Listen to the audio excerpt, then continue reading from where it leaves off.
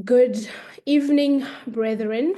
Today we are at the tail end of our journey into the All Fours. I think our series began almost over a month, if I am not mistaken, and we've been journeying looking at the All Fours through different lenses and using different theology and having very interesting conversations about them. And today we are, as I said, at the tail end of it, and we are looking at all can be saved to the utmost, and we are using a feminist perspective to try and to navigate and understand the Aldersgate experience. Our theme today is all can be saved to the utmost, feminist hermeneutics perspective using the Aldersgate experience. And I have a very esteemed panelist today that is going to really help us to understand and unpack this very interesting and dense topic. I have Reverend Lauren Matthew. I've got Reverend Dr. Paul Verryn.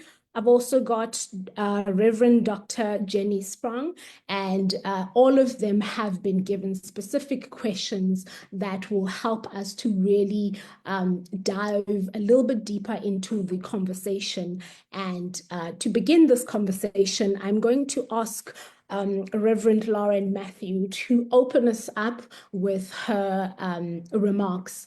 Reverend, over to you. Hello, everyone. Thank you, Ncumisa, for setting the scene, and thank you, Reverend Sprong, for praying for us this evening. Just have to say that it is an absolute pleasure and honor to be able to participate with you all in this discussion, and I hope that it will be one that inspires and one that makes us question and leads us into deeper relationship with each other and with God. Yeah, so my task for today was specifically to look at unpacking what we mean when we talk about feminist theology or womanist theology. Often we can get really caught up in the words and in the technicalities of these perspectives. And so today I'm just going to be giving a very, very simple approach to it.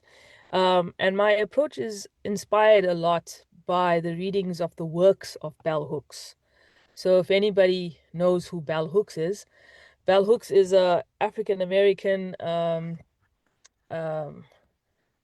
would say, gender theorist who has written extensively through the 1980s into the 2000s. They passed away, I think around just before COVID. But their work has been amazing. And if I could recommend a book, I would recommend the book Feminism is for Everybody. So I would recommend that book for just to get you started, if you're interested in the topic and if you want to know more about it, right? So to begin with, I want to look at the crazy F word, right? The dirty F word. Feminism. Currently in this globe, at this particular time, pretty much in every single continent, there is a lot of contestation around the word feminism. There is a lot of misconstructions around what it means to be feminist or what it stands for. There's a lot of very, I would say, controversial legislation that is being advocated in particularly in Western frameworks. So I would say in the United States, around women's rights to healthcare, their ability to vote, because that's all up for debate at the moment. So I think it's a timely conversation for us to be having because this is a conversation that is constantly in the forefront of where we are. It's almost like as if we are participating in a very slow burn war among the genders. And I think for us, it will be really important to understand what we mean by feminism. Before I begin, though, I want to say to us that we swim in a world that is made up of structural powers. And these powers tend to regulate our humanity based on issues of race, issues of gender. And so often these particular power relationships or systems of power tend to be obsessed with biological traits which they unjustly and unscientifically give value to. And what I mean by that is that race and gender become ways in which human beings are constantly classified into spaces of being or non-being. And this, of course, is also mixed into other systems of power, such as class, and then other systems of power within racial classifications of ethnicity and geography. And amongst that also is issues of ableism. So we are sometimes very unconscious of how the world is created in ways that automatically celebrate certain people and at the same time disenfranchise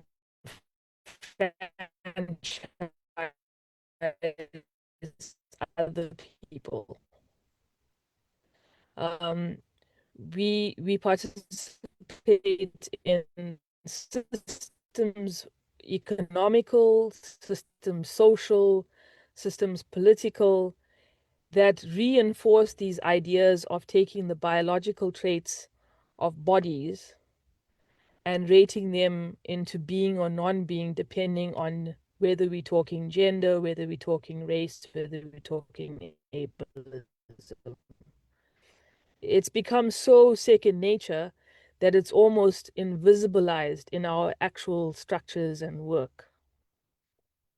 Now, I say this because it's really important to understand that first as we begin to understand what we mean by feminism, right? The thing about our world imaginary at the moment is that it's built on binary imaginations. So we are always imagining the human against it. We are imagining black against white. We define men definitions. There's always one particular category that is set. So what happens is that in this binary imagination, we are often looking at the world in a polar, right? Where somebody is always above and something or somebody is always below.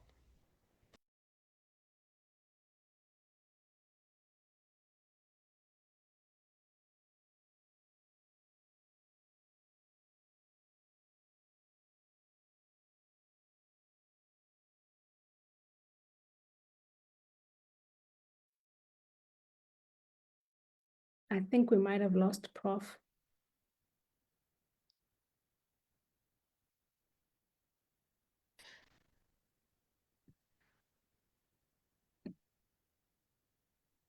Prof, are you still with us?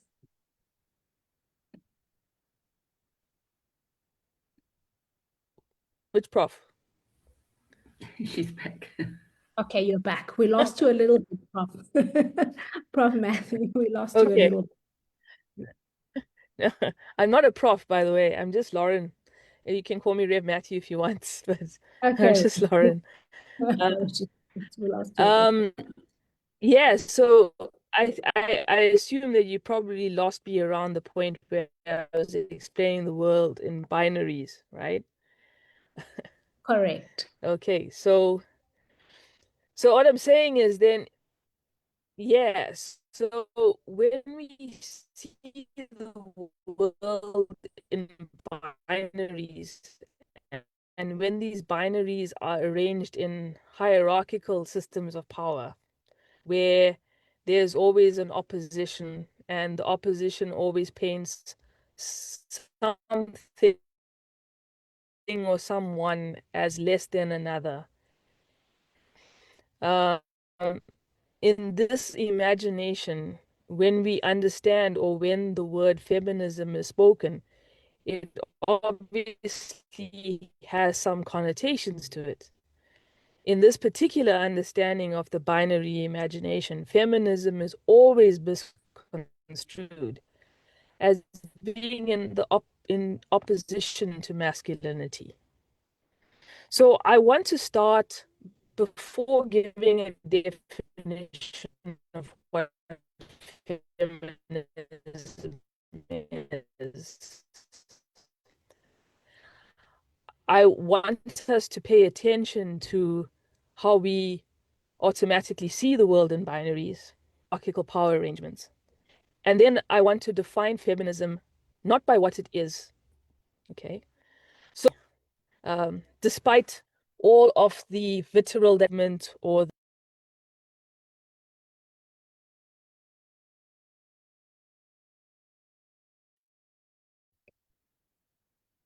I think we lost her again.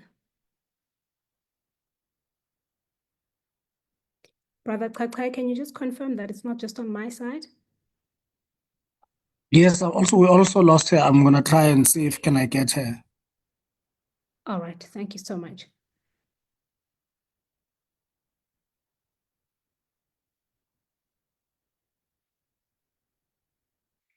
Perhaps in the interest of time, while we try and get Reverend Matthew on the line, we can move to our second speaker, Reverend Verryn. Rev, are you online?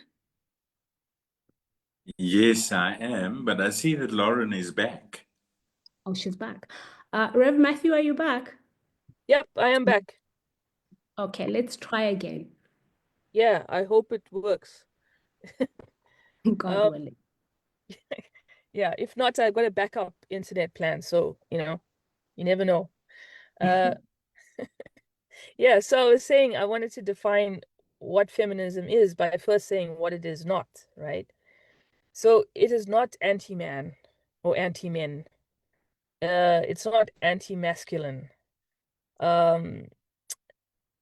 What it is, or what it does, is that it does not replace women over men in the power hierarchical structures of our imaginations.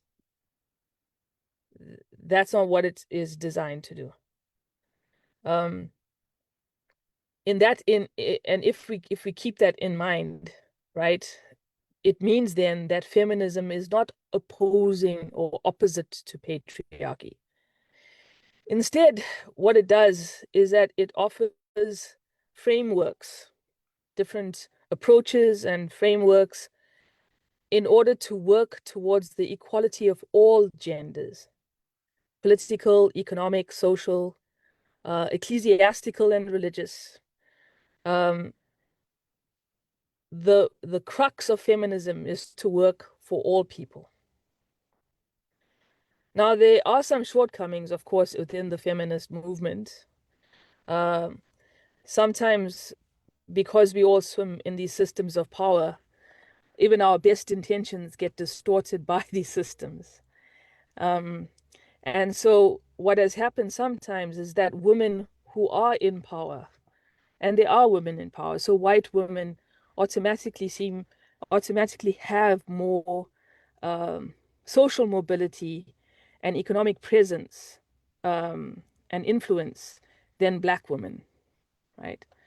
And sometimes what happens is that our needs tend to be dominated by the people who are most able to be vocal, right? And here I'm going to be drawing on Andurati Roy's work here. She says that there is no voiceless people. There is no voiceless person.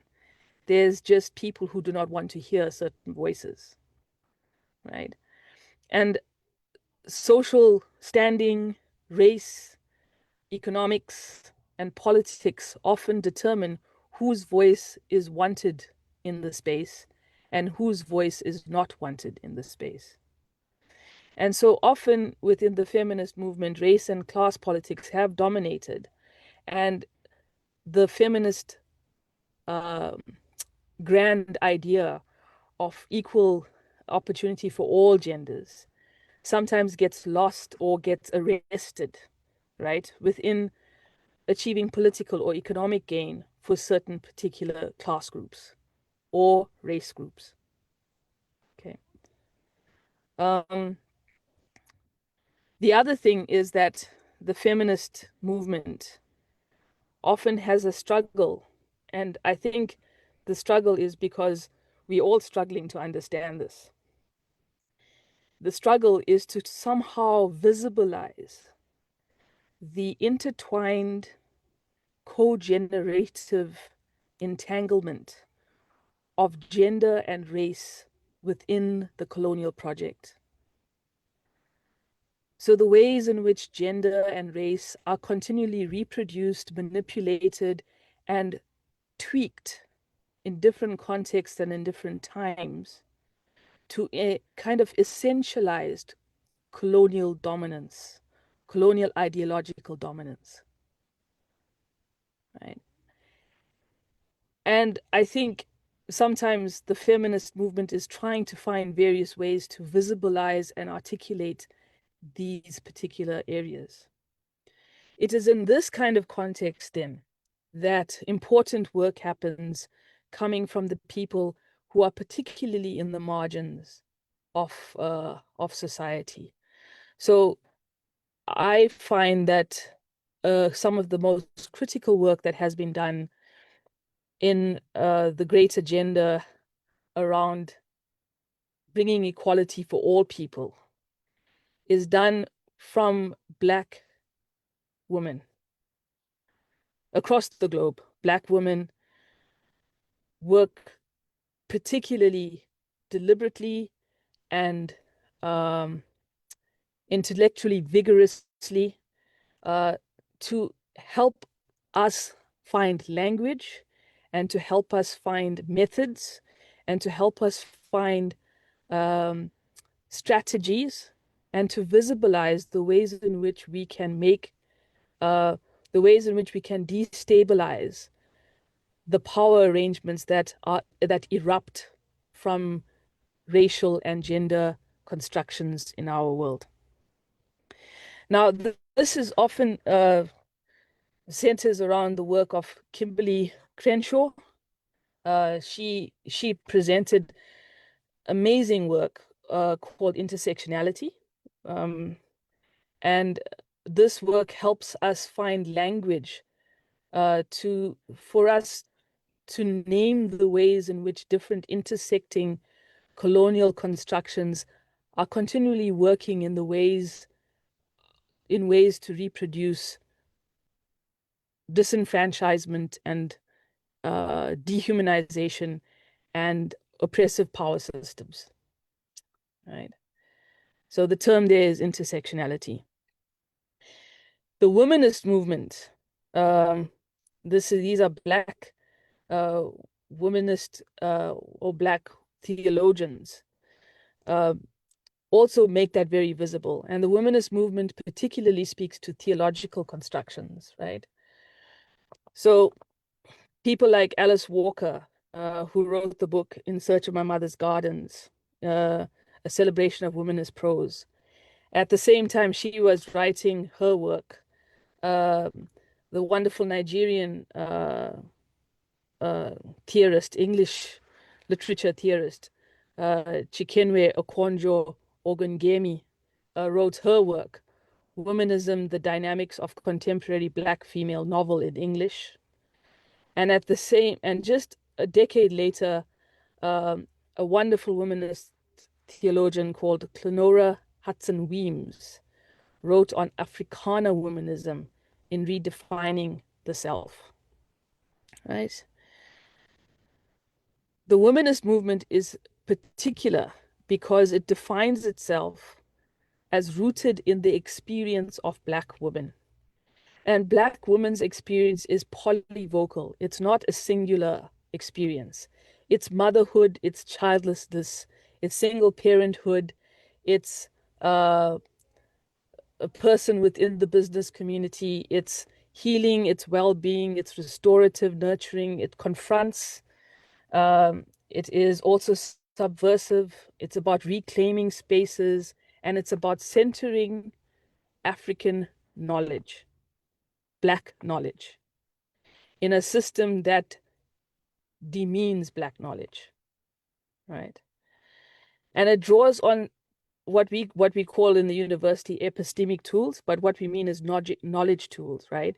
It draws on particular tools and frameworks like oral histories and stories, songs, dances, rituals, practices, everyday lived religion and work.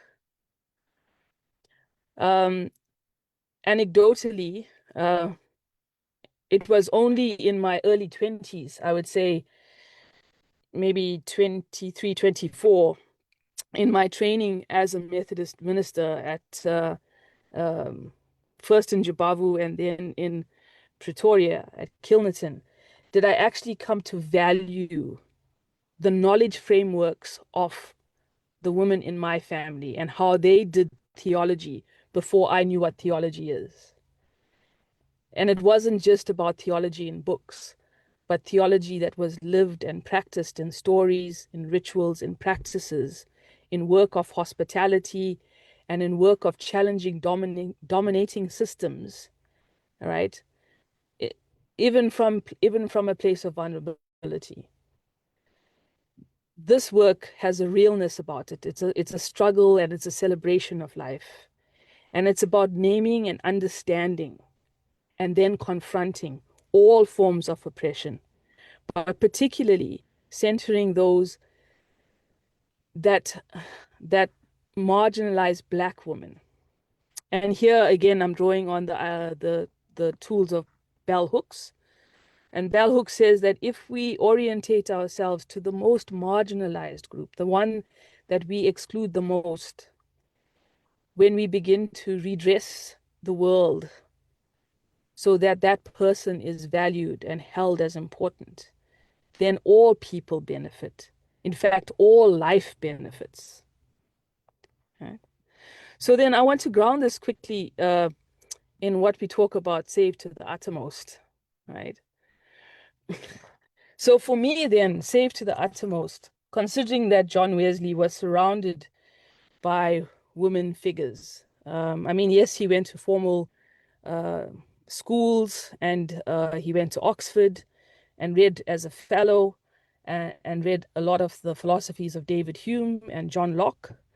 But essentially his world was turned and nurtured through his mother and his sisters. His sisters played a huge role in his formation, as well as his mother. And I think if perhaps one of the reasons that Wesley kind of presents a rupture in the story of the class dynamics of that particular time, in the sense that he is so welcoming and questions the power dynamics between the landed aristocracy and the working class, is because it comes from his mother and from his sisters, and the experiences that he had around his mother's kitchen table as she taught people from all different classes. And so I think for me, when we talk about saved to the uttermost, I'm thinking about what, for me, feminism represents in the world, right? The idea that all people should have equality, right? All creation should be held with respect and value and dignity. You know, all people should know what it's like to have political equality and freedom. All people should know what it's like to have economic equality and freedom. All people should be living in a world that is socially constructed so that power is shared and orientated to the most vulnerable, rather than ranged in binary hierarchies that exclude one over the other. And so I'm thinking that John Wesley kind of leans us toward an ideal. He doesn't do it perfectly. I think if we have to read John Wesley, we have to be also careful not to romanticize him. He's a man of his time, and had hang-ups with race and other things. But we have to almost take the rupture he presents and receive it in a way that pushes us further down that road towards the ultimate goal, which is life for all, flourishing for all, love for all, grace for all. And it's much easier said than done, I reckon. Yeah, but I think for me that's probably the best way to honor Aldersgate, is to kind of push ourselves into the rupture point even further than we think we can imagine. Yeah, and that's my contribution for tonight. Thank you. Thank you so much, Reverend, for starting us off on a very clear start, giving us the tools to understand the theories that we are going to be speaking about. And I particularly liked the fact that you are calling us to confront those binaries. And also to debunk the common understanding that feminism stands in opposition to patriarchy, and thank you for pushing us towards seeking the empowerment of the most disenfranchised and most vulnerable in the society, so that indeed all can experience dignity, equality, grace, love. Thank you so much, Reverend. I think now we are going to move on to the next speaker, the thorn amongst the rose, Reverend Dr. Paul Verryn. Rev, over to you. Thank you. In terms of the language that we're using, the thorn amongst the roses is fairly discriminatory, if I may just say. Let me begin. I do apologize, Rev, and take it back. Let me begin by beginning with where Lauren has taken us this evening, but to say that when we speak about being saved to the uttermost, I'd like to explore some of the work that is implied in the South African context at the moment. And so I want to start with a bit of a narrative that comes from about 10 days ago, when I happened to be in Escort. And I was meeting with approximately 100 people from about 10 nations around Africa. So present were Ghana, Nigeria, Kenya, Somalia, Zimbabwe, Zambia, Malawi, Bangladesh, Ethiopia, and Pakistan. And the mayor of Escort has decided that he wants all the foreign nationals out of Escort. And I think they've got about, I don't even think it's 10 days to get out and to disappear into the nether sphere. the two corollaries that have followed that, well, three, is that really some of the most recent entrepreneurial developments in escort have been because of the foreign nationals opening up every kind of business that you can imagine and then employing, I think, well over 200 to 300 South Africans. And that's the one. He actually went to a tire repair shop, asked for the keys, and then gave the keys to a South African who didn't know where to begin or what to do except to repair tires. The second corollary was that the children have been chased away from school. And the third, which is probably most relevant after what Lauren has said, is that the women who have been going to the clinics have been told that they mustn't come to the clinics to have their babies, because if they do, they will kill their babies, because they don't want any more foreign nationals in escort. So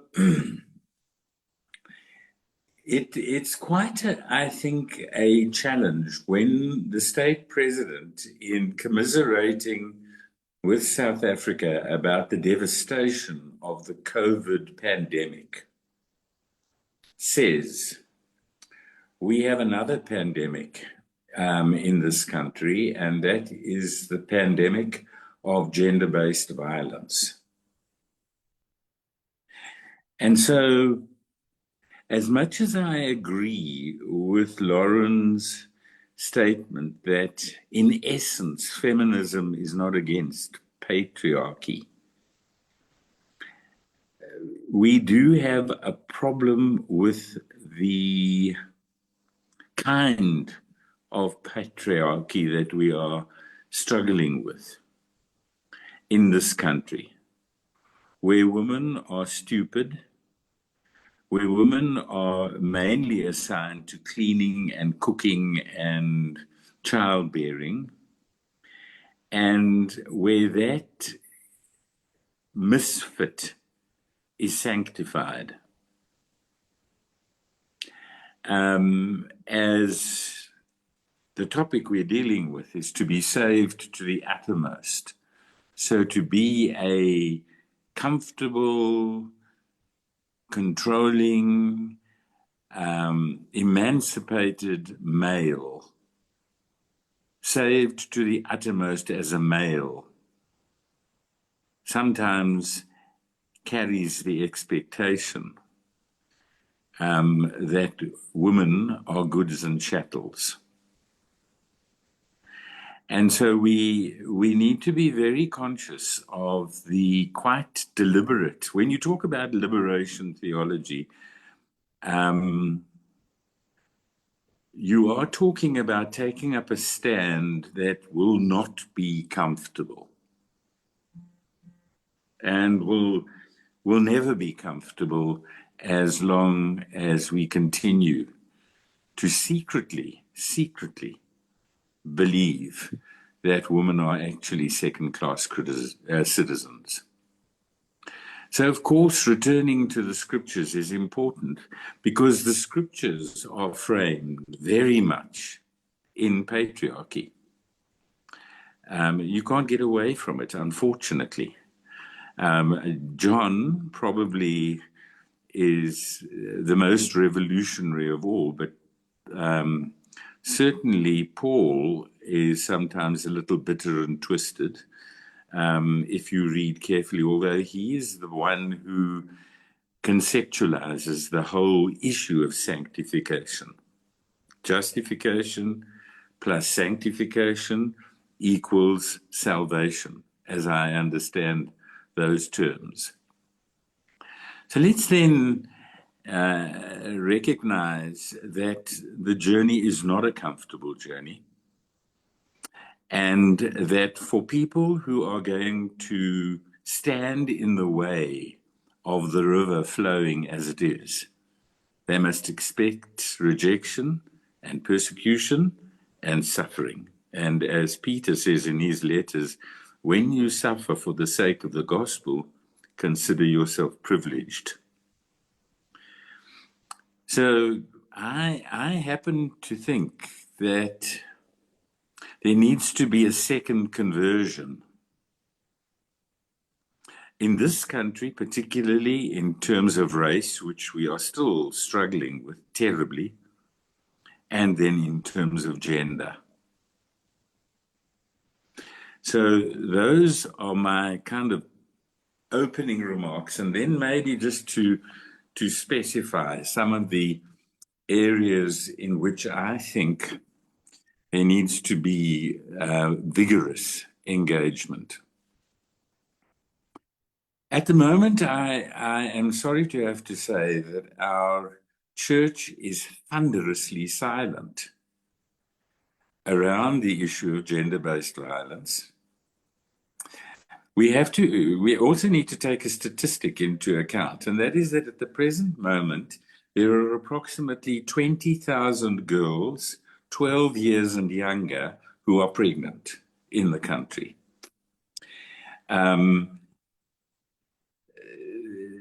It would be okay if all those girls wanted to be pregnant. And if the issue of abuse was not part of that narrative, but it's unfortunately not. And for a child to have to take the responsibility of giving birth to children is monumental, particularly because, in the church, we've sanctified ourselves to such a degree that if a young girl, for instance, in the Wesley Guild, falls pregnant, she's automatically suspended and can't take communion. And don't you dare, as the minister, say, how did she become pregnant? Wasn't there some male involved here? And where is the male? So that he can also not come and take communion in his hour of... there's all sorts of nonsense that is part of the tradition of the Methodist Church at the moment. And unfortunately, the Methodist Church is moralistic and judgmental. And unfortunately, the concomitant symptom of that is a suicidal ideation. There has been a spike in the suicide rate amongst young people. And let me tell you personally, I was approached by a group of doctors from Pretoria University, obstetricians and doctors who are working on the teenage pregnancy thing with vigor. And I was approached by them and educated. I didn't think I needed to be educated after I left the age of 70 about what really is going on in our society. The matter was brought to me by the chief magistrate of Limpopo province, who said that over the Christmas season she had before her so many, whatever it is. We've tried to push that this matter become part of the focused agenda of our Justice Department or our Mission Department, but we are quiet. So silence is not golden in these issues. Because at the present moment, for instance, I'm dealing with a young girl, clever woman, who's got a baby. And so because she falls pregnant, she can't eventually go to school because, she has got a whole lot of things that she's got to, and being a mother is a full-time job, whether we want to admit it or not. She can't breastfeed in a class, but her brains haven't gone to sleep, and what happens with 20,000 young girls whose education is arrested at the age of 12? So when we speak about femininity and womanhood, there really does need to be a revolution.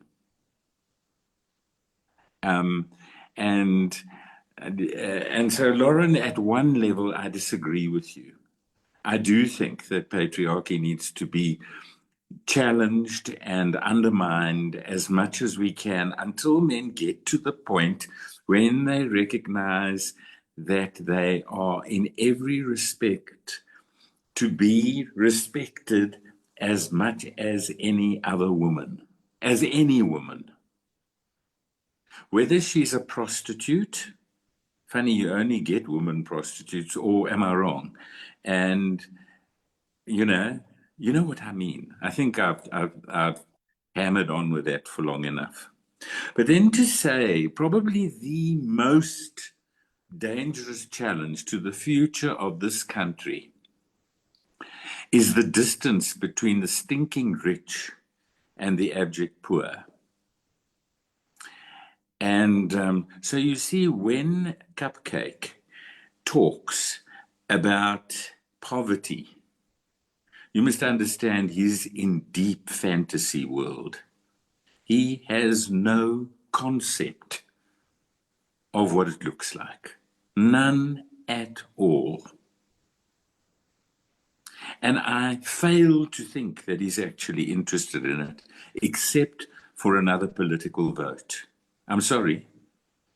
And so let me tell you a personal story. Before I get to the personal story, I want to say to you that another binary that we have in this country is the have and the have-nots, the rich and the poor. That's the next liberation that's got to come to this country. And if we don't move seriously, we will have a bloodbath. And then we're not going to be able to manicure how sweet we want our theology to look. Liberation in this country is the liberation of the poorest of the poor. And unfortunately, the majority of the poorest of the poor are women. So this is the personal story. So my mother left my father when I was about 4 years old. And she decided that one of the things that she was going to insist upon for me was a good education, because it would be something that could not be stolen from me. So eventually I ended up at St. Stithians College. And I still don't appreciate it, by the way. And eventually I became the leader of this district, and I ended up on the Council of St. Stithians. And can you believe it? At over the age of whatever it was, I suddenly looked at the numbers and I thought to myself, how on earth did she manage? You see, because her father decided that because she was a pretty little girl, she didn't need to go to school until she was 9 years old, just before her mother died. So she really just had a standard 6, ended up at a permanent building society, she was clearly, I think, not because she was my mother, but she really was super bright. Ended up as the chief teller, ended up as the first woman to be appointed as the manager of a branch, and so on, and then retired. But they remembered that she only had a standard 6 education, and so paid her accordingly. Fortunately, she died within 6 months of her retirement, so she didn't have to face abject poverty. But the reason I'm talking about it is because she was poor and she knew what every cent meant. She knew how to budget. She knew how to plan. She knew, because she knew that that was the difference between starvation and living. And so if we are going to solve the problem, we have to include in the debates the poorest of the poor. And they're very inaccessible. You don't just waltz into their wherever it may be. You understand? So in this country, for instance, it's absurd to think that you can make any decisions if the poor are not present. So in Parliament, for instance, wouldn't it be interesting if we just had a smidgen of the poorest of the poor sitting at those tables at the point of the budget and began to start arguing about wastage and corruption and what it was costing them, because they are the people who really pay the price for everything. I'm sorry to have to say that, but it might sound idealistic, but we will find out when the revolution comes. So that's part of the work that we've got to do. And the constituency is going to mostly be women. And, I was doing marriage counseling the other day with somebody who had gone through an initiation school with his wife. And he was unable to recognize that the time that she spent washing and cleaning and cooking and getting a job, in actual fact, was money that she was contributing to the relationship. And so at that level, we have to scrutinize profoundly what is happening in our Christian religious mindsets. I went to a family wedding at the end of last year, and the minister, I must admit, an intellectual giant, said, I just want to say to you, as a man, you have few needs. You have 4 or 5 needs. I do want to tell you that your wife has about 250 needs. Ha, ha, ha. The whole congregation just about collapsed on them. I was beside myself with anger. And because it's those funny little jokes, you understand, that ultimately diminish the work that's got to be done in this regard. Then let me get on to my old subject, which is the subject of migration. And say to you, the stuff that's happening at the moment is frighteningly devastating. Where foreign nationals can't go out because they're scared that the police are going to do the pass regulations on them as we managed to get out of in the 1960s. And I'm sorry to have to say, fortunately, we've managed to preserve a little bit of whiteness here, because I have never, ever seen a white being stopped by a policeman and asked for identity or documents, although I know a substantial number of foreign white nationals who do not have legitimacy in this country. So I live amongst a small group of migrants, and we're scared with these coming elections because we know that the councillor in our area would deem it a victory if she could get rid of all those foreign nationals in that community centre in Jabavu.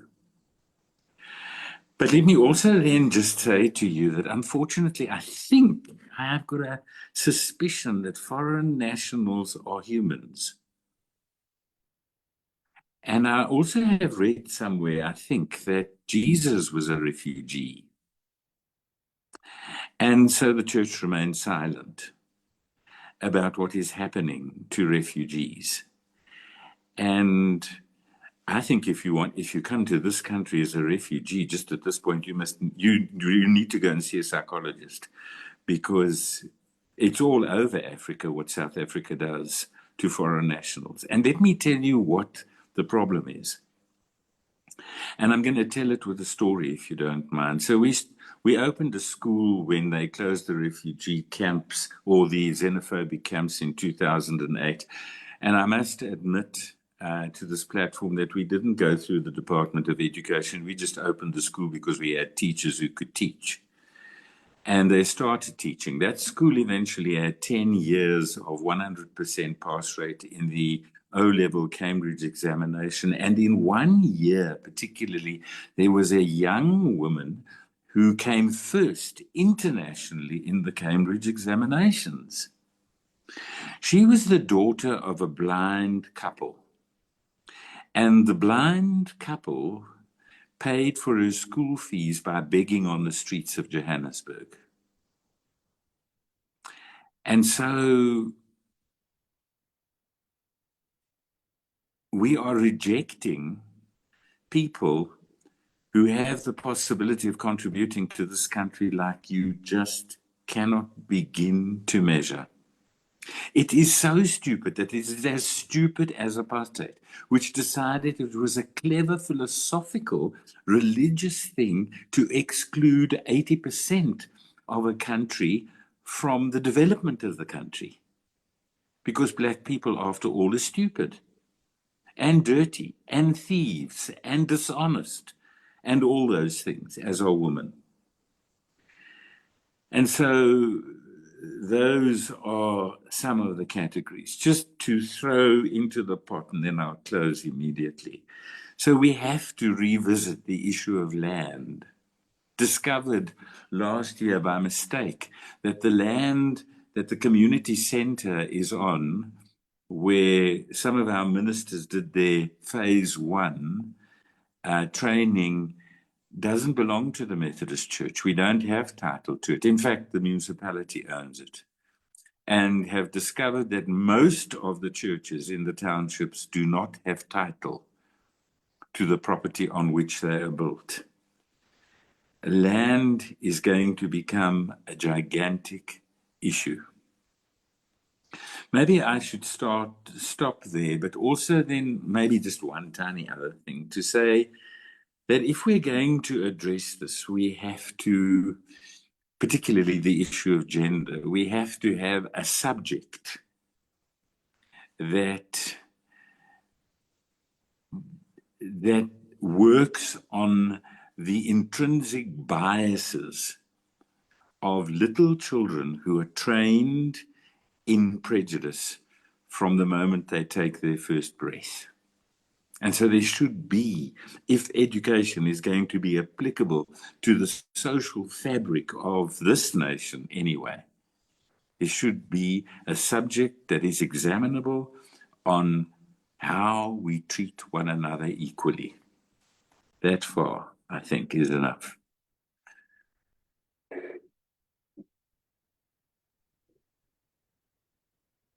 Thank you so much, Reverend. I think you really took us deeper into really understanding or perhaps engaging the theology with the South African context as you took us through issues of migration, xenophobia, poverty, and inequality. And I think for me, what really stood out is the call for us to really disrupt patriarchy up until it understands that everybody needs to have equal respect and equal dignity, and also calling out the church on how silent it has been on certain issues, including issues such as gender-based violence, and also the judgmental and moralistic responses that the church has taken towards vulnerable women and young women who have children, not even young women, children who have fallen pregnant within our church. So thank you so much for those reflections. We will then move to Reverend Dr. Jenny Sprong. Rev, very interested to hear your perspective on the current topic. Sorry, Sister Lungisa, Thanks. before Jenny starts, I just wanted to make a correction, if that's possible. Yes, please. Yeah. So I think what I wanted to say was, or what I was trying to say, was that feminism offers a different way of seeing the world outside of the patriarchal binaries. So feminism offers a way in which we can begin to construe a world that doesn't get obsessed with keeping people inside and out. It changes the table. It changes the game. So in that sense, feminism doesn't offer an opposition to patriarchy. It offers a complete dismantling. And perhaps that's one of the reasons why we find it so hard to frame. And I think maybe I did not come across clearly in that explanation, which probably meant why Reverend Verryn was able to made those particular connections. But essentially, it's about deconstructing the way our world is arranged at the moment. Yeah, thank you. Sorry, Jenny, I'm handing it back over to you, Reverend Sprong. Okay. Thank you, Lisa. And Lauren, I was going to ask you to comment. I saw your hand up. Thank you to Lauren and Paul giving us the background. Academic, Lauren, that was really fascinating to hear some of the writers and authors and speakers of the current feminist and womanist situation. And Paul giving us this harrowing social construct and what's happening in our country, and how desperately our church needs to move and our country needs to move. But as I saw, my task is to go back to Wesley's theology and to try and find perhaps the celebration of feminism or feminist theology in what we understand is this section of Wesleyan theology. So I'm going to stick to my notes, and hopefully we can clarify afterwards if there's some things that I've left out, and I'm sure Paul and Lauren will help me there. Now, John Wesley's Aldersgate experience on the 24th of May, 1738, was a pivotal spiritual awakening where he felt his heart strangely warmed. All of us know that so well, and received personal assurance of his salvation. This defining moment became the theological foundation for the Methodist movement and its doctrine of being saved to the uttermost, which is what we also having a look at it tonight. What does this in fact mean? Can we actually be sure? These questions I don't think are new. They've been with us since the 1700s. John Wesley certainly believed that all people can be saved, that all people can know that they are saved. And finally, John Wesley certainly believed that all people can be saved to the uttermost. So first of all, I thought salvation, being saved, that's such a theological word. Maybe us in the church are familiar with it, but what does it mean to other people? You know, if you use looking at the Greek, soteriology, the salvation theology and study of, means healing as well as being saved as such, or restoration, or redemption, or a mixture of all of those. This phrase, which references Hebrews 7:25, was central to Wesley's theology. For Wesley, the Aldersgate experience was just the beginning. It wasn't the be-all and end-all of a lifelong journey of transformation. And for a while, the Methodist Church of Southern Africa really focused on transformation. There was a yearning that, especially the journey to a new land, when we were becoming sure that South Africa was going to change, the idea of being transformed or living in a transformation was very important. I don't know what's happened to that. But that lifelong journey of transformation, not just the finish line of faith. Beyond just forgiveness, and I think all these points be mentioning, I think.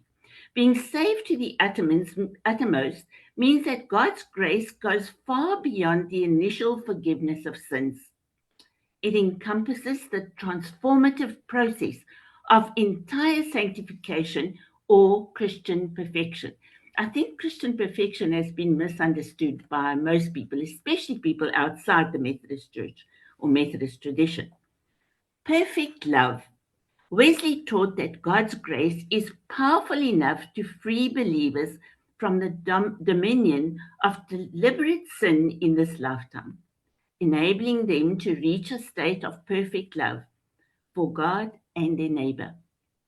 And then active participation. This mature state of holiness is not achieved through human strength or perfectionism, but through the continuous perfecting grace of God. It requires believers to actively participate in spiritual disciplines, such as prayers, scripture reading, and acts of service to cultivate this deep love. And in our experience, we were very fortunate to become very involved in the Walk to Emmaus movement right at the beginning in the 1990s. And the program incorporated most of these things, which was helpful because growth through study is part of the discipline to go through this transformation process.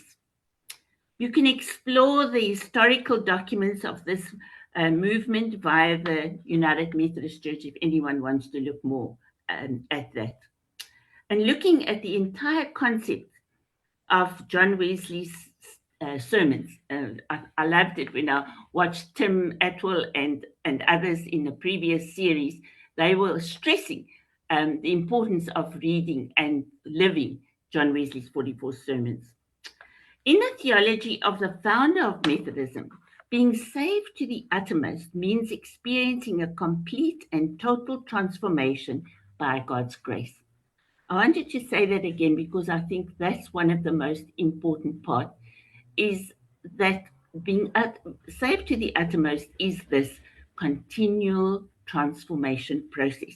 And when we listen to Paul talking about what's happening with the people in our country, transformation at every level of governance, of life, of wealth and poverty, every single portion of what we live needs to be transformed into a more excellent way. It is the belief that Christ's power can save a person from not just the eternal penalty and the present guilt of sin, but from its very power and presence in this life. This comprehensive view of salvation involves several specific dimensions: entire sanctification or Christian perfection. Wesley used this phrase to describe what he called entire sanctification. He clarified this because it did not mean becoming infallible or free from human mistakes. Instead, it meant being made perfect in love. And that elusive feeling or action that is love in the way God loves, not the way people love. Completely filled with the love of God and neighbor, and delivering from the inward root of sin, like pride, anger, and self-will, breaking the chains of sin, rather than a believer being stuck in a lifelong helpless cycle of committing and repenting of sins. Being saved to the uttermost means receiving the spiritual power to actually break free from the slavery of sinful habits and thoughts in our day-to-day life. Total restoration is another way of putting it. Wesley viewed salvation as a lifelong unfolding process. It begins with justification, forgiveness of sins, and moves to complete restoration, where the deformed image of God within humanity is fully healed and renewed. So if one says that is a theological statement or framework, that is what we teach in confirmation. That is what we want people to believe and to attain and to become a working process of transformation. But what that needs to do for us in the context of this series is, how does the feminist theological or hermeneutical principle, how do these things fit? And I hope some of these points may show that. Wesleyan's celebration of feminist theology. Now, I love that Lauren has already mentioned where's John Wesley's mother and sisters, but I'm reiterating that. I would start with the stories of Susanna Wesley, John and Charles's mother. It might not have been sanctioned by the Church of England at the time, but Susanna Wesley preached to her staff and any others who listened in the absence of her minister spouse, the Reverend Samuel Wesley. And that happens in many of the stories that we read about the Wesley family. John Wesley's 1738 Aldersgate experience was profoundly moving and very personal. He had been a priest for several years, had faithfully and very methodically studied theology, but on that day he felt his heart strangely warmed. Salvation was no longer a mere theory for him. This experience also sparked the Methodist movement, radically changing how John viewed grace and personal faith. While not a modern feminist by any means, Wesley's emphasis on the spiritual equality of women and his empowerment of female leaders proved incredibly progressive for the 18th century. Soteriology, as I said earlier, the Greek term for salvation, also means healing. So often, the modern fundamentalist, the modern fundamentalist evangelical description of salvation falls far short of its deeper meaning. And that's caused a lot of problem for ecumenical unity because we just don't speak the same language. Thanks, Lauren. The Christian faith has come through centuries of wars, the domination of one group of people over another group, exploitation of the other. And there I mean, even when I did Hinduism as a subject during my master's, our Hindu professor was always telling us there is always an other. And we heard Paul talk about how a mayor wants to get rid of the other, the foreigner, or the young person when you're old, or the old person when you're young, or the black person, the white, the other, those who are not the same as us, the lesbian, the gay, the women for so many years. So it's very important that we have a look at how does this theology work there. So lost my place here. The Christian faith has come through all this, yes, the other. Exploiting others, slavery, economic injustice, and permeating it all, the denigration and subjugation of women. And just aside, before I go back to point 7, I think Jesus modeled it so well, but so many people miss it. Every single opportunity Jesus got, he would challenge their treatment of women, include Mary of Bethany. If she wants to be with Jesus and listen with the men, so be it. She's chosen the better part. Every single opportunity Jesus got, he would single out a woman or a group of women. He would praise their faith. He would include them, not send them back to the kitchen or to look after the children. And I think many, even theologians, have missed that. And we need to relook at the scriptures and the stories. John Wesley believed that in the eyes of God, women had the exact same spiritual stature as men. Although women have served as leaders in the Methodist tradition since the late 1700s, in our modern Methodism, ordination in the United Methodist Church in America started in 1956. Just an aside, we served in the United Church of Canada for 9 years, and the Methodists in Canada joined with the Congregationals and the Presbyterians and a few other small denominations. And they ordained their first women in 1936. The union became the United Church in 1925, and Lydia Grushi was ordained in 36. They're still part of the World Methodist Conference, so it's important for us to perhaps learn from them, especially when it comes to what I'm going to talk about now, new language, liturgies, and hymns. That is crucial. Feminist theology critically examines and reimagines patriarchal language, and Lauren touched on that a bit. And the reasoning within religious traditions, it has to be done. There has to be examination of our language. Now, I can't speak for other languages, but in English, it is almost impossible. All our idioms and so much of what we say is really pertaining to the male. In the English language, this involves dismantling the historical use of exclusively male-gendered metaphors, pronouns, and images for God, as well as addressing the patriarchal framing of humanity in sacred texts, liturgies, and hymns. Those have been touched on both by Paul and Lauren already. The linguistic critique of patriarchal language, and now you really get me started because this is my pet subject.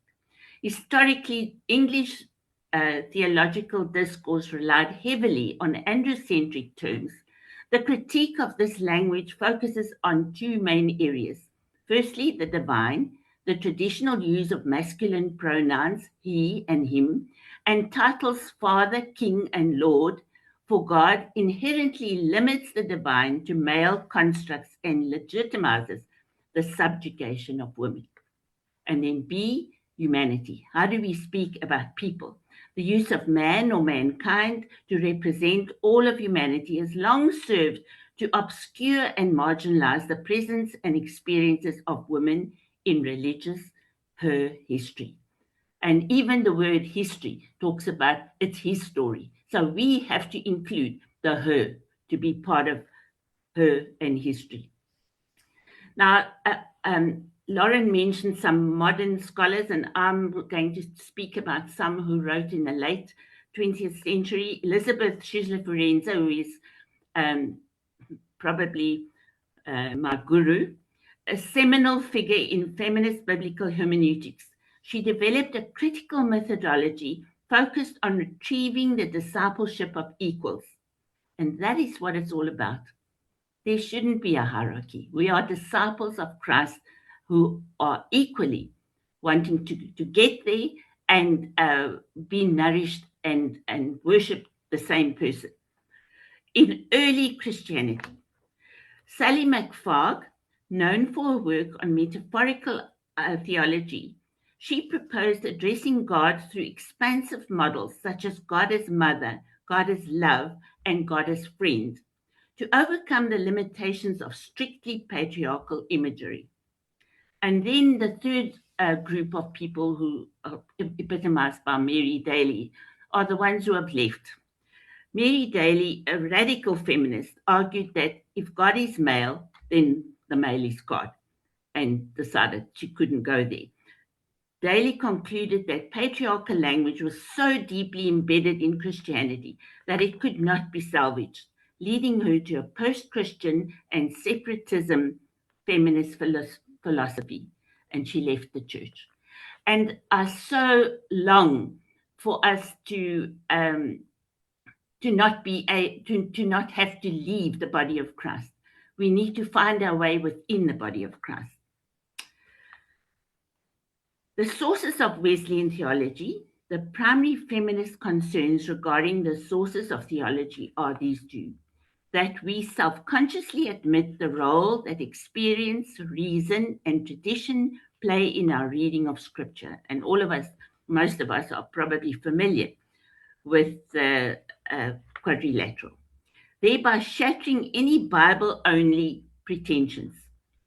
We attempt to recover and utilize the neglected areas of women's experience and tradition in our theological reflection.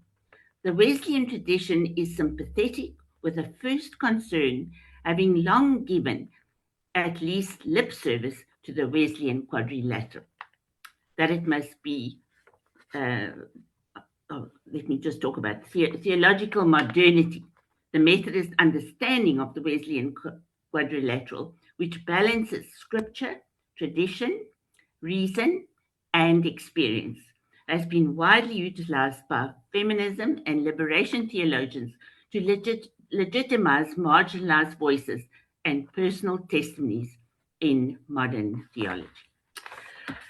So that is what I've prepared for this evening, and I'm hoping that I covered my mandate. Thanks so much, and I hope that if there's anything I need to clarify, that you'll ask questions. Thank you so much, Reverend. I think you really did cover everything, particularly on the issue of salvation and sanctification for us, really showing us that salvation is connected to healing, transformation, and also that it is about lifelong spiritual growth. I think also it was really good to hear the fact that what you were saying really resonates to what Reverend Verryn said as well about the call for transformation, that there really is a need for us to transform our society. I have received a question here that's directed towards Reverend Matthew and Reverend Sprong. If you'll allow me to read it. It says, what lessons and learning experiences can the church draw from the ordination of women in advancing sanctification and renewal within the Methodist tradition? How do we intentionally remove the stigma surrounding women's leadership and move towards embracing ministry beyond rigid gender roles, recognizing that the Holy Spirit is not confined by gender?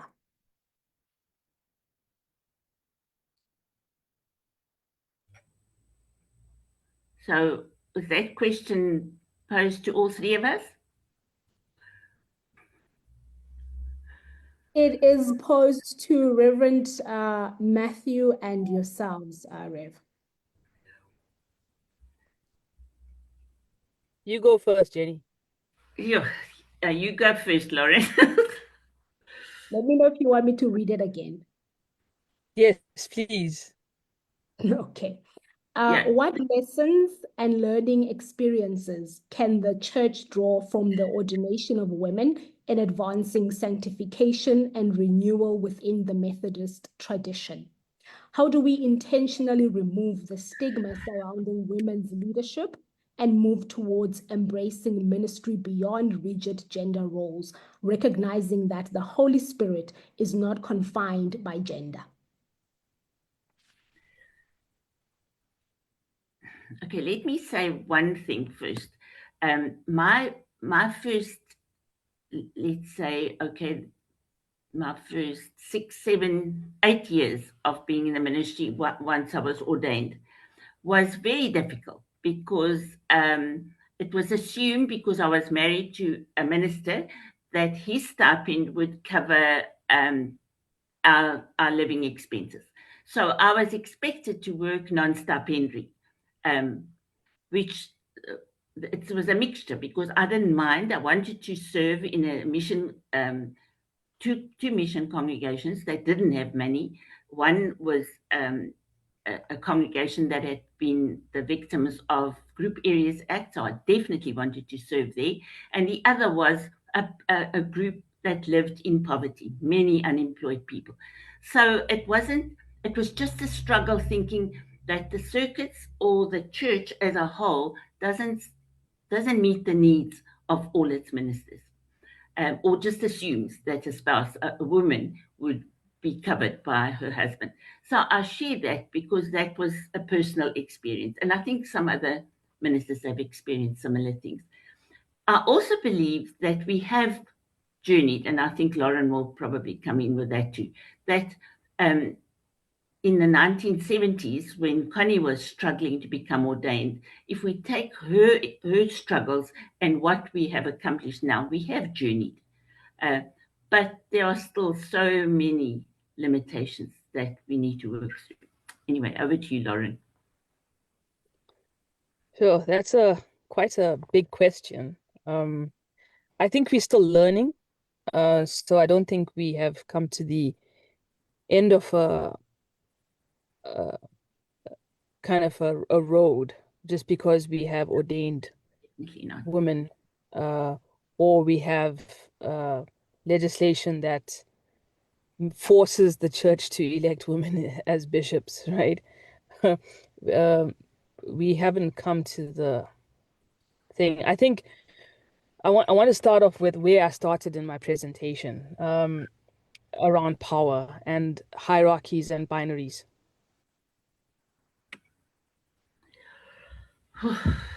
Women were ordained and are ordained into a system that they almost have to acquiesce into, right?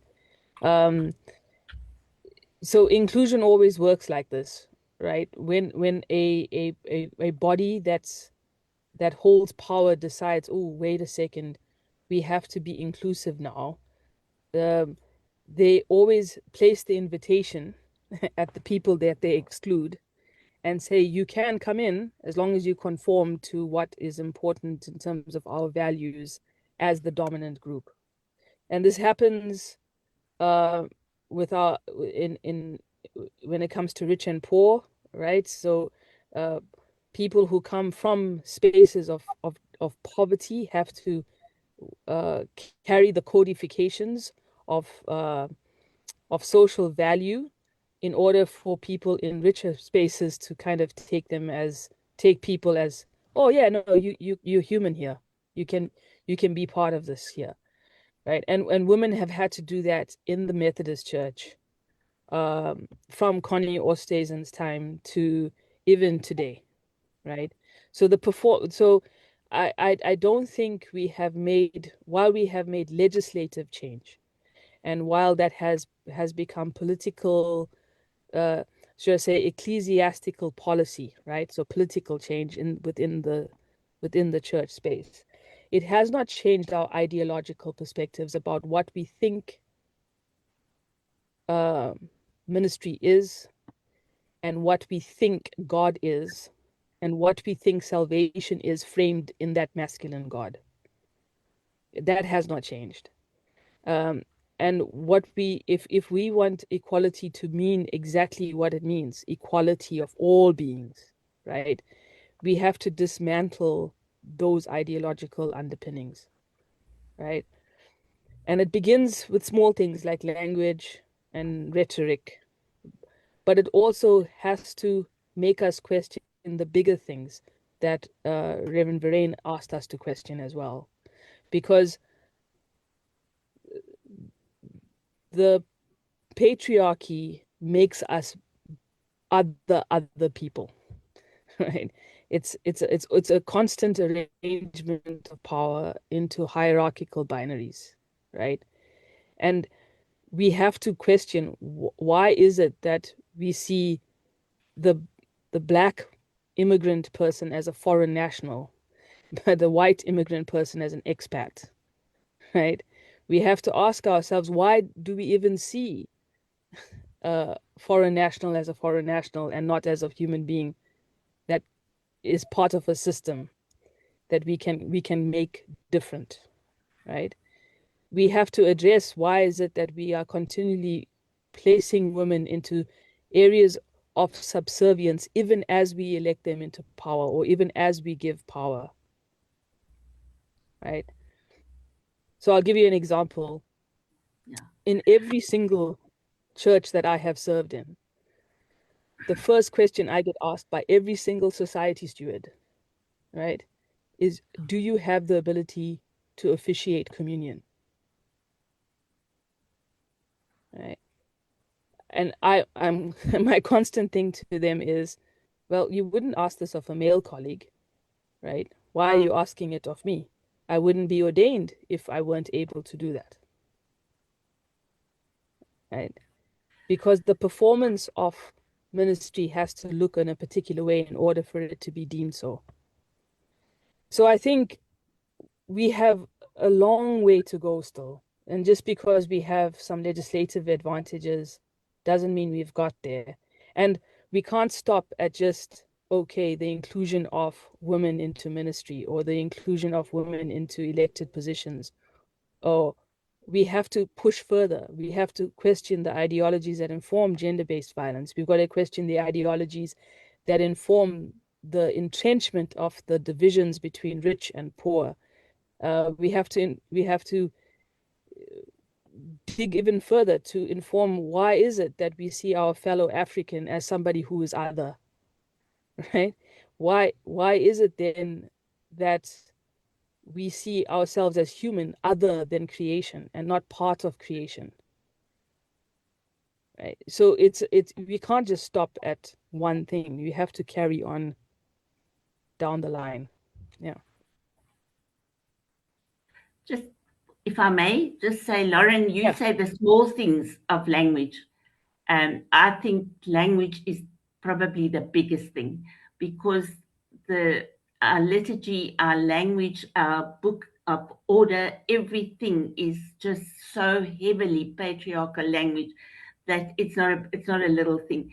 And my experience in a denomination that has rewritten the liturgies and rewritten the hymns and taken out the hymns that cannot be translated, and made it inclusive, not only of male, female, but of people with different orientation.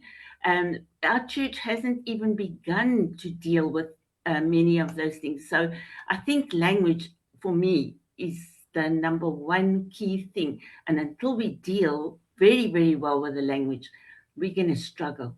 Yeah. Thank you. I hear you. I think you're right on that, actually, as I reconsider the thinking. Yeah. Thank you so much, Reverend. Reverend Verryn, this one is directed to you. It says, in your experience of ministry and justice work, what role do those who identify as men have in actively dismantling patriarchy within the church? And what practical forms of accountability, discipleship, and leadership transformation are needed for the church to become a more equal and liberating space for women?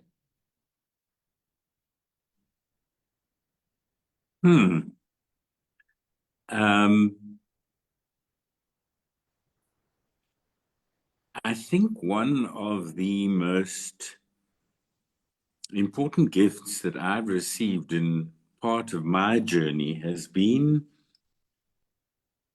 a series of Bible studies that was done by a woman called Rieti van Niekerk of the Dutch Reformed Church.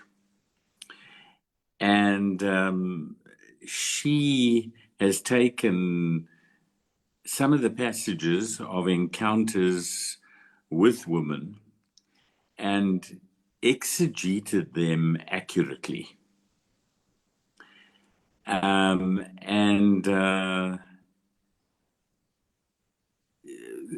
was profoundly enlightening for me. But it's a beginning point in the answer to the question. There really does need to be a vigorous anti-bias process that is instituted with the men of the church, I'm afraid. And, when we moved into the New South Africa, there was a time when in some of the districts there were these anti-bias learning programs that took place. And they at least the issue is the raising of the conscience. Because ignorance actually is not bliss. And in the present context of the violent abuse that is happening, it is a critical commitment to Jesus that men have to begin another journey of conversion. So let me say that's one of the things. I do think that perhaps it would be very helpful if we started setting up in our district gatherings, class meetings, for instance, where the issues that women are facing across the board, not just in the church, but across the board, become a critical part of the agenda. Because if I live as a man ignorant of the struggles that are there simply because of genocide. Let me call it gendercide. I'm reinforcing the smug patriarchy that is part of the infrastructure of the church. Can you only be acceptable in leadership as a woman if you behave like a man? Do you really have to betray your feminine traits to project the image of a man to be accepted by men?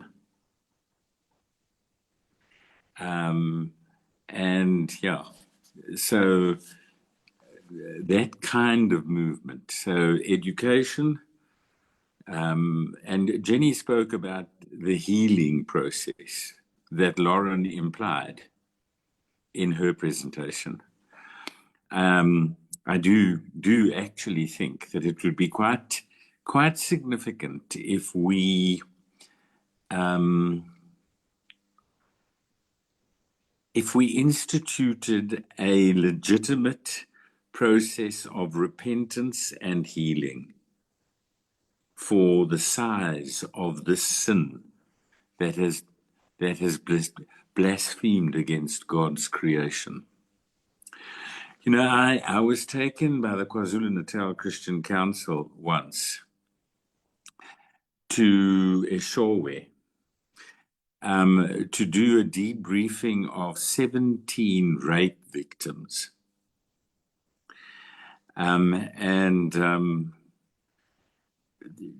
We started a journey together.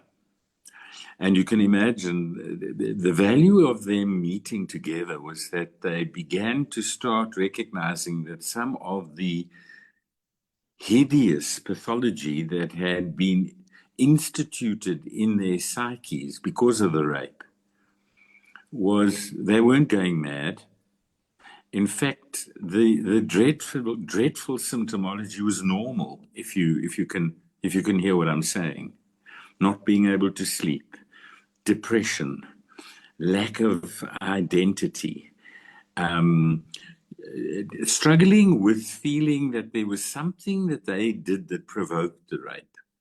Actually, the person who raped them wasn't guilty, they were guilty, which is, of course, what the courts do all the time.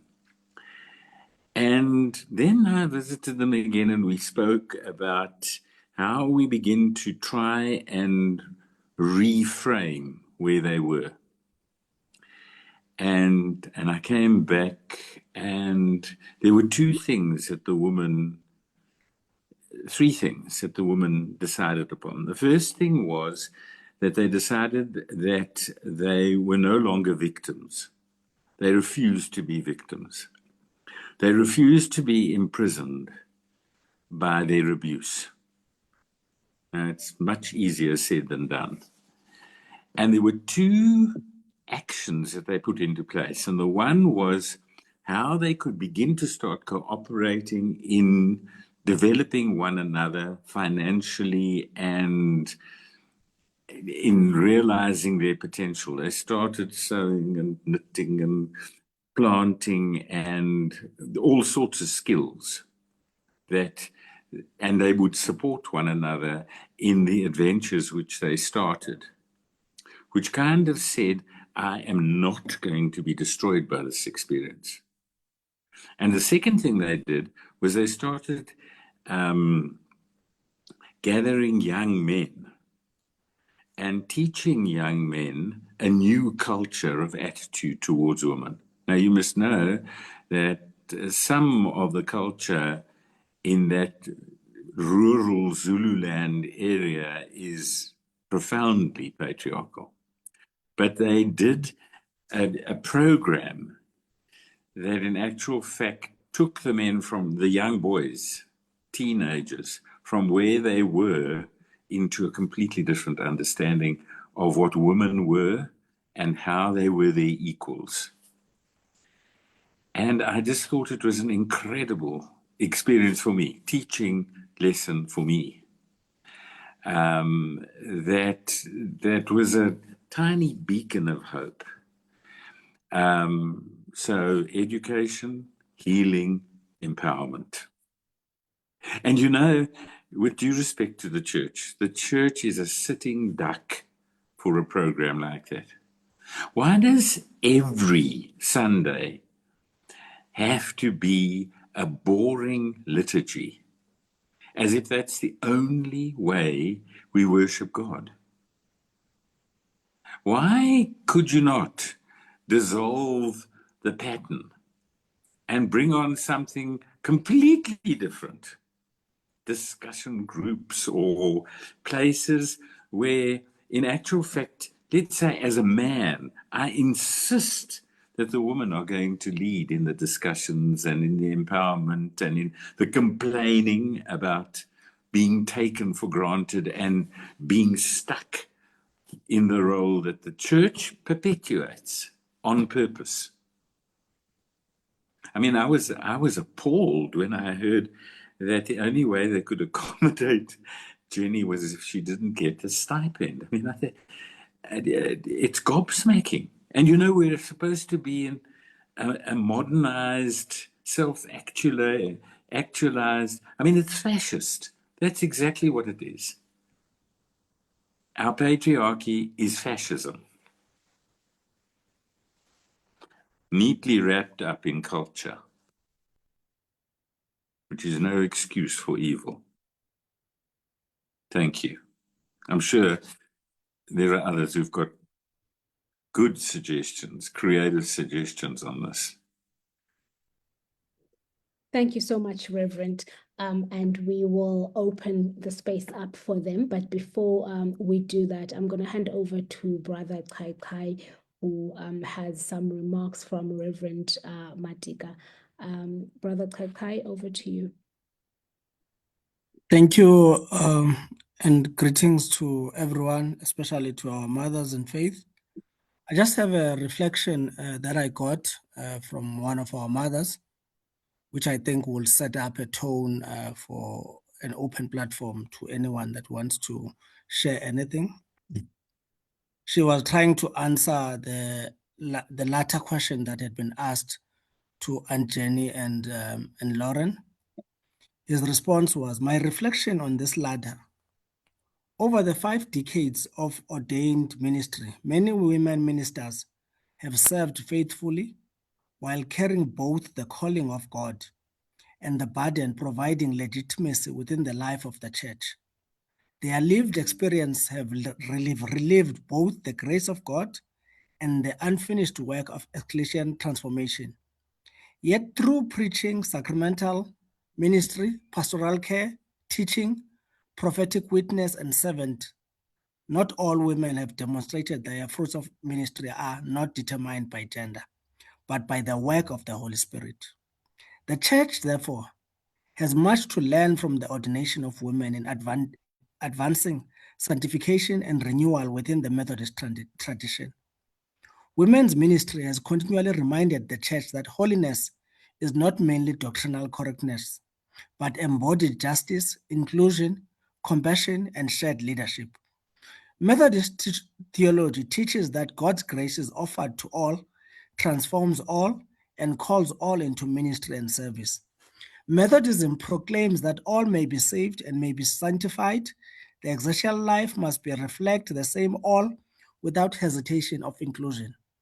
The ordination of women has also exposed how stigma survives when theology is confessed intellectually, yet resisted culturally and emotionally. The intentional to dismantle this stigma, the church must teach consistently about leadership of women in scripture, church history, and the Wesleyan tradition, challenge language and structure that associate authority primarily with masculine and some women guilty of this. Affirm diverse expression of leadership and stop measuring women against male ministerial models as though men are the norm of ministry. Unfortunately, some women leaders have felt compelled to lead according to inherited male leadership models. For a phenomenological perspective, the church must remember that the Holy Spirit is not confined by gender. At Pentecost, the Spirit was poured out upon sons and daughters, disrupting inherited boundaries of power, participation. The calling and gifting of women in ministry are therefore not concessions to modernity, but signs of the Spirit continually renewing the church. To embrace ministry beyond rigid gender roles is not abandon Methodist theology, but to live more in faithfully. The question before the church is no longer where women are called. The witness of ministry, the evidence of transformed communities, and the fruits of the Holy Spirit have already answered that. The deeper challenge is whether the church is willing to be transformed by the very theology it proclaims, so that holiness may be visible not only in doctrine, but also in life, leadership, and witness of the church itself. Thank you. Thank you so much, Brother Kai. I will open up the floor. We have noted that there are quite a number of ministers on the lines. So if they have any inputs, can be a comment, it can be a question. The space is now open.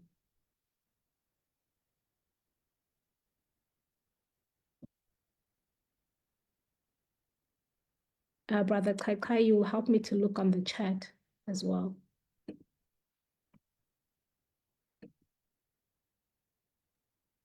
I'll pick and Pam Delport. I think I saw her. Sorry to pick you up. I think she's still around. And then I also saw the big sister, Sister Marumo. So I'll just pick those two. Those are the ones that I've just seen for now. And also, I'll also pick Sister Pindi Mkwanazi, who was the Young Women's Manyano Connectional President. Probably she could also share some experience, especially with them being having started the journey of having female leaders that are not linked to ministry, but from a lay perspective. I'll just pick those three. They can just start in any order. Thank you, Brother Kai.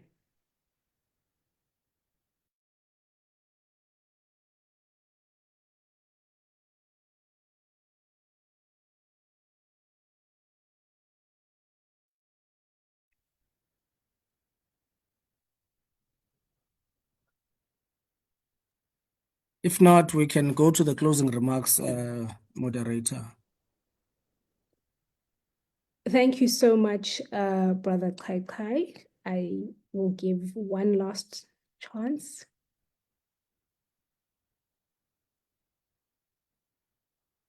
I would also just like to check if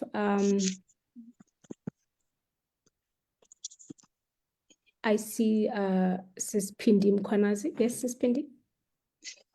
Let me greet everyone on the platform and greet those that are online on our Facebook page. In the wonderful name of Jesus Christ, amen. Yeah,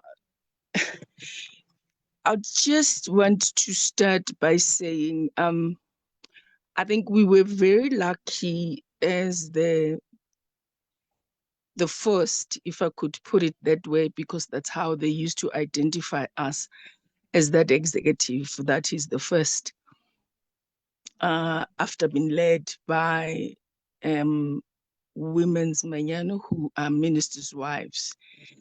And I think what has made our journey to be not as difficult, though there was that expectation, the silent expectation of us maybe along the way we will fail, and maybe along the way we won't get the support that will make sure that we succeed.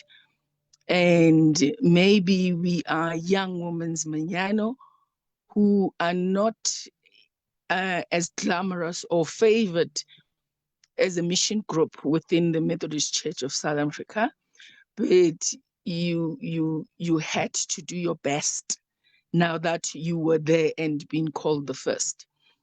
I highlight that we were lucky because we were charged by Reverend Malinga, Reverend Dr. Malinga, in our induction. And before she could even lay out her charge, she sort of gave us a motivation, a strong motivation, and said to us, we are lucky because they are ministers who are female, who've been through the worst that we might see or become evident in our leadership. We should draw some strength from those people. And, you know, she mentioned them by names, and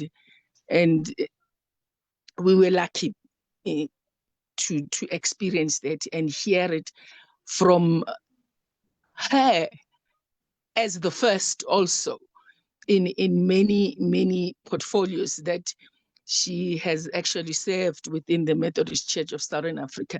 So we were sort of having been empowered on just the day of induction, that there will be good, there would be bad. And for us, our journey should be focused on what we need to achieve, and that we are being called, we are children of God, and we should put God first in everything that we do. So yes, we led, and there was high expectations, there were low expectations, but God was with us right through the journey up until the end. And I think we surprised many by achieving what we have achieved. I think that was our experience. Thank you very much. Thank you so much, Ms. Mkhwanazi, for that intervention. I'm conscious of the time and conscious of the fact that Reverend Matthew has to leave us in the next few minutes. So, Rev, I'd just like to hand over to you to give us any parting words, if you have any. Yeah, sure. Thank you so much. I just want to reiterate what Reverend Verryn has said. I don't want it to be swept away.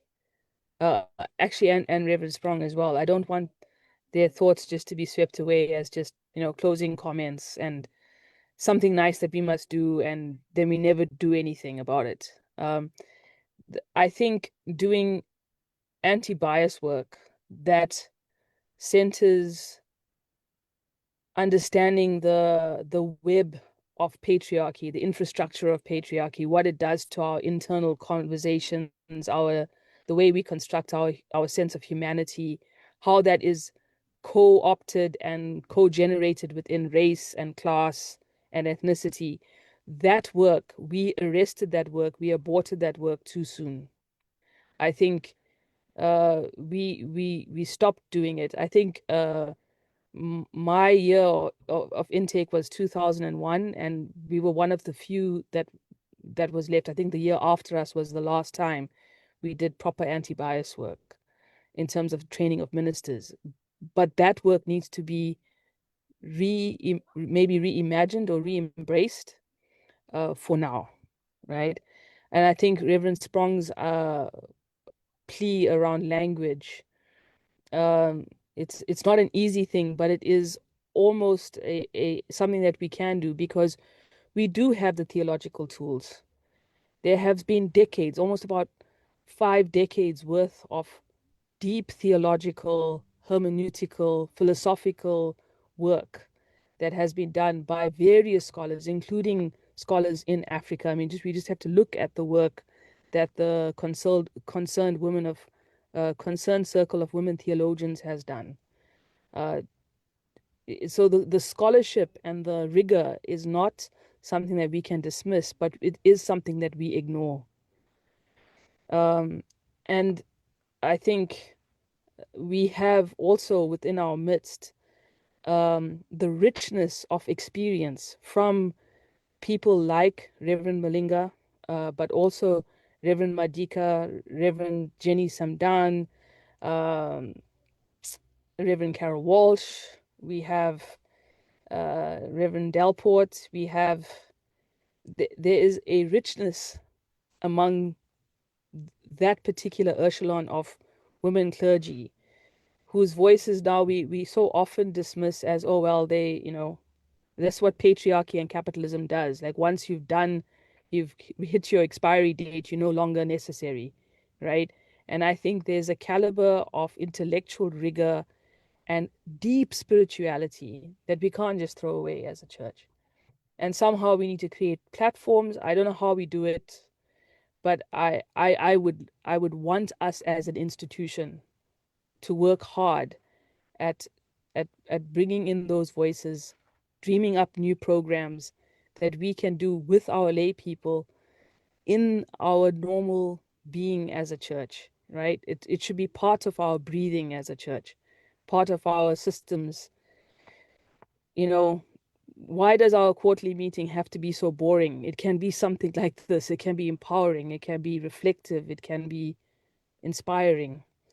So yeah, I just want to say that, and also just to thank you for the opportunity to reflect and to talk and to share the platform with such esteemed people like Reverend Verryn and Reverend Sprong. It has been a deep honor. Thank you very much. Thank you so much, Reverend Matthew, and thank you for taking your time to come and speak to us. I'm not the one who's going to be thanking, so I will leave that to the end. Perhaps I can ask Reverend Verryn if he has any parting words for us or remarks. Yes, and I am going to be brief, just to say that the journey that we have to take is not a threat. It's the opening of our humanity, of recognizing our humanity in all its fullness. I am not a man if I'm not prepared to include in my journey a deeper understanding of the other, no matter who the other is, and particularly if the other happens to be woman. So tonight has been an incredible learning for me. And thank you. Thank you to Lauren. Thank you to Jenny. Thank you. Thank you so much, Reverend. Reverend Sprong, any parting remarks? Just briefly, thanks very much. I want to reiterate what Lauren also said, that each of us, especially the people on this platform, if we are committed to this process of transformation, we can each do our little thing in our local society circuit organization. And I want to pay a special tribute to the Wesley Guild for initiating this series. I am so impressed. I think it is excellent. Thank you so much for including me. I really have appreciated it. And if we can all write and use the another dimension and use our platforms wherever we are and be very careful about our own language, we start giving a message to other people that God is outside of gender. And I think that will go a long way to start addressing the social imbalances in our country and in our church. Thanks again. God bless you all. Thank you so much, Reverend. I will now hand over to the superintendent, Reverend Musia, to thank all our guests and those who are with us tonight. Reverend, over to you.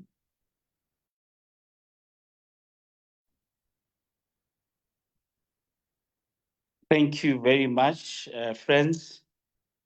Let me take this opportunity just to say it has been a learning experience tonight to have Reverend Lauren Matthew, who has given us a contribution on feminist theology and how to include or reinterpret the scripture. And I think we have learned a lot from there. Reverend Jenny Sprong, for some of the words that aligned ourselves to being disciples of equality. And I think your message has challenged us to move beyond formal declarations, and especially to say we need to focus more on language so that we can address imbalances that are happening in our church. Reverend Dr. Paul Verryn, you spoke a lot about how we can narrow the gap between the rich and poor, and that our ministry must be through a place of turning a church into a refuge, hospitality, and radical inclusion. And I think on behalf of Jabavu Seket, on behalf of the District Wesley Guild, the preachers, the people who came and gathered tonight, we have learned a lot. And thank you very much for your contribution. I think one of the takeaway for me, the anti-bias programs that Dr. Verryn, you had implemented in the past, and I think we need to revisit that and ensure that we become a church that is inclusive in its theology. We are equally in our discipleship and compassionate in our social witness. So thank you very much. Thank you very much. It has been a very thought-provoking seminar for us, and we believe that you have touched all the issues around all people can be saved to the uttermost. Thank you very much. Thanks to our moderators who led us throughout the seminar. Thank you. I am now going to hand over to Ubabu Kai just to give us some notices if there's any. Thank you. Thank you, Fundis. The announcements are, we are kindly asking that if people have got any topics that they would like that we look into, please feel free to send them to the Jabavu Facebook page or the Wesley Guild, or contact any of us. Secondly, we have received a request from the University of South Africa. They've asked us that we formulate a working committee that can formulate papers on the 5 seminars that we have had. So we kindly ask if you've got an interest or you want to learn how to write a paper, please reach out to us. We will also try and do a screen grab to check who was here so that we can start the work. We are hoping to publish at least by September. So we kindly ask also the guest to help us with their presentations, and we see what we can do. And then I will hand over to the secretary for the Local Preachers Association for Jabavu, just to tell us when and what is happening on Sunday and where are they having the Aldersgate Sunday. Over to you, MJ. Thank you very much, Kai. Good evening, friends. Just a quick notice. On Sunday, the 24th of May, we, as a Jabavu Seket, will be having an Aldersgate experience service that will be held at Dube Methodist Church in Soweto. Time is at 9 o'clock. Thank you very much, sir.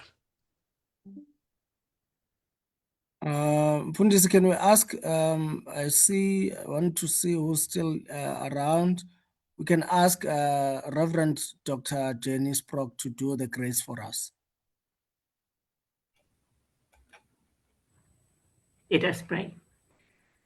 Now may the grace of Christ Jesus, the love of God, and the fellowship of the Holy Spirit be with us all and those whom we love. Amen. Amen.